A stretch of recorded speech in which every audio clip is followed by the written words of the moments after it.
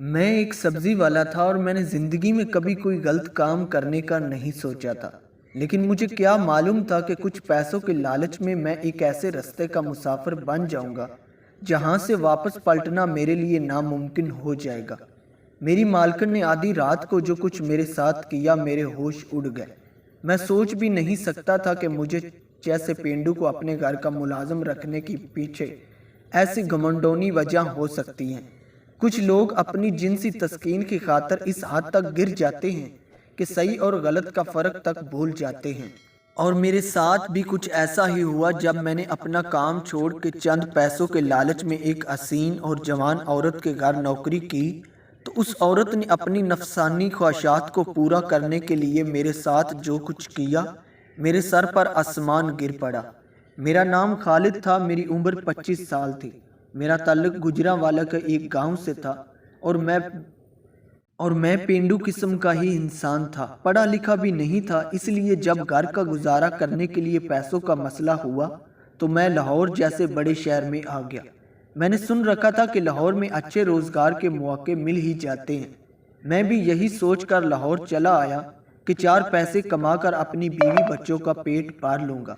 मेरे 2 मासूम से बच्चे और एक बहुत ही मोहब्बत करने वाली वफादार बीवी को मैं गांव में ही छोड़ आया था।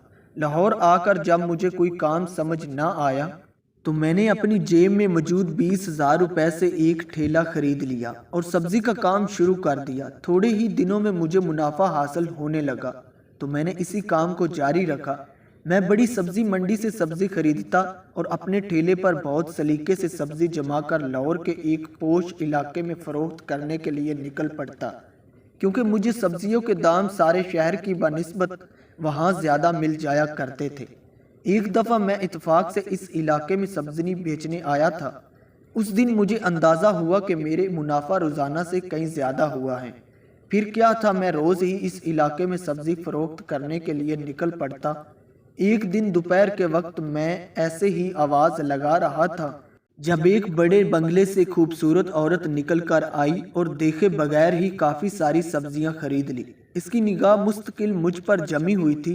न जाने इसकी नज़रों में ऐसा क्या था कि मुझे कुछ उलझन महसूस हो रही थी।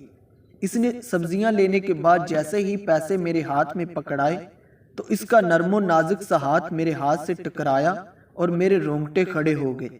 आज तक मैं जब भी किसी औरत के हाथ से पैसे लेता तो वो औरत खुद ही इतनी एहतियात बरतती कि मेरा हाथ उसके हाथ से ना टकराता था।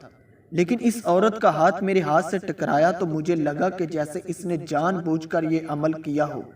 जाते जाते वो एक खूबसूरत सी मुस्कुराहट मेरी तरफ उछाल कर वापस बंगले में चली गई। मैंने पैसे लिए तो मुझे उसने ज़्यादा ही पैसे दे दिए थे। मुझे लगा शायद बड़े बंगले वाली हैं, इसीलिए ज़्यादा पैसे दे गई हैं। मैं मामूल के मुताबिक अपना किराए का कमरा ले रखा था और मैं अपने ठेले समेत इसी कमरे में रात बसर करता था। रह रह कर मुझे इस औरत का चेहरा याद आ रहा था। वो काम करके वापस उसी जगह लौट आया जहां मैंने एक छोटा सा बहुत ही खूबसूरत थी और उसका अंदाज़ा भी बिल्कुल अलग था।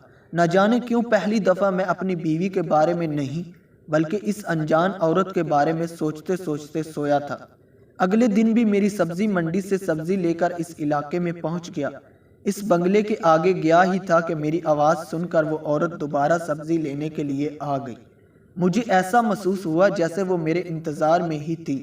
आज भी मेरा चेहरा तकते हुए वो सब्जी खरीद रही थी और उसका ध्यान सब्जी से कहीं ज़्यादा मेरी तरफ था। मैं बहुत ज़्यादा खूबसूरत था, लेकिन इस बात का एहसास मुझे आज हो रहा था। अक्सर ही मेरी बीवी कहती थी कि आप पूरे गांव की सबसे हसीन मर्द हैं, लेकिन इस शहरी औरत की नज़रों ने मुझे इस बात का पूरी तरह एहसास दिला दिया था कि मैं वाकई ही हसीन हूँ। मैं 6 फुट का एक लंबा चौड़ा जवान मर्द था और हर गाँव वाले की तरह मेरा जिस्म भी खूबसूरती और भरा भरा था। इस औरत ने सब्जी खरीदने के बाद जैसे ही मेरी तरफ पैसे बढ़ाए तो मैं कुछ मुताद सा हो गया। मैं देखना चाहता था कि इसका हाथ गलती से टकराया था या इसने जानबूझकर ऐसी हरकत की थी। और उस वक्त मेरी हैरत की इंतहा न रही जब पैसे देते वक्त आपने जानबूझकर पूरी तरह मेरे हाथ से अपना हाथ टकराया था। मैं जान गया था कि ये कोई गलती नहीं बल्कि सोचा समझा एक अमल है। मैं घबरा सा गया था क्योंकि ये मेरी ज़िंदगी का पहला इत्तेफाक था। آج تک میں نے اپنی بیوی کے علاوہ کسی اور عورت کے وجود کو محسوس نہیں کیا تھا۔ میرے گاؤں میں تو عورت شرم و حیا کا پیکر تھی، کبھی کسی غیر مرد کے آگے اپنا گھونگھٹ تک نہیں اٹھاتی تھی۔ آئی ہوپ سو کہ یہ ویڈیو آپ کو پسند آئی ہوگی۔ ملتے ہیں نیکسٹ ویڈیو میں، مجھے دیجیے اجازت، اللہ حافظ۔